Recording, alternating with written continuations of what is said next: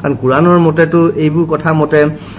সূৰা 17 আয়াত 64 সূৰা 31 আয়াত 6 আৰু হাদিস বুখাৰী মতে 5590 মতে সংগীত হাৰাম জুবিনৰটো সংগীত শিল্পী নাই তেওঁ সংগীতেই তেওঁৰ পৰিচয় সংগীতেই তেওঁৰ ভগৱান সংগীতেই তেওঁৰ সাধনা তেওঁ এজন সাধক তেওঁ এজন যোগী আপোনালোকে আসলে কৰিলে কি এফালে কয় সংগীত হাৰাম আনফালে আকৌ সেই সংগীতক জীৱনৰ একমাত্ৰ বৰ্ড বুলি লোৱা মানুহজনক সেইখন পঢ়ি আপোনালোকে পোৱালে কনফিউজ কি মানে কি হৈছে মই বুজা নাই কথাটো মই কাৰণে বুজিবলৈ আপোনালোকৰ পৰা জানিব খুজিছো কুৰানে কয় এটা আপোনালোকে কৰিছে এটা নে এনেকুৱা ভাবিছে জুবিনৰ এই যেটো পৰিবেশ হৈছে জুবিনৰ মৃত্যুৰ পিছত আপোনালোকেও এইটো সহজাত ভাবে আপোনালোকে এটা প্ৰবৃত্তি দেখাব খুজিছে নেকি যে আমিও আছো জুবিনৰ লগত জুবিনৰ মৃত শৰীৰৰ আপোনালোকে ফুল দিছে আপোনালোকে চাকি বন্তি জ্বলাইছে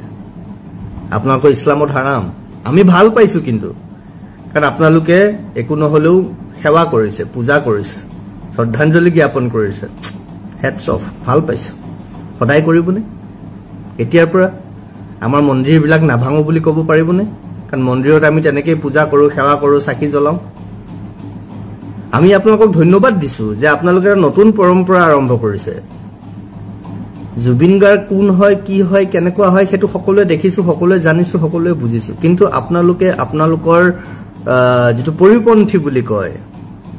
মূৰ্তি পূজা নকৰে চাকি নজ্বলায় কতো সেৱা নকৰে শ্ৰদ্ধাঞ্জলি নজনায় এখানে আপোনালোকে দুৰ্গা পূজা নকৰে কালী পূজা নকৰে নাই আমাৰ আপোনালোকে হেবলি শয়তান বুলি ভাবে বহুতে আমাৰ মন্দিৰবিলাক ভাঙি দিয়ে এতিয়া আমি কৰিলে নাই জুবিনক যত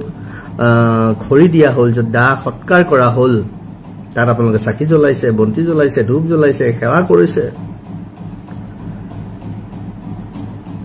মই ভাল পাইছো যেটো শুভ সংকেত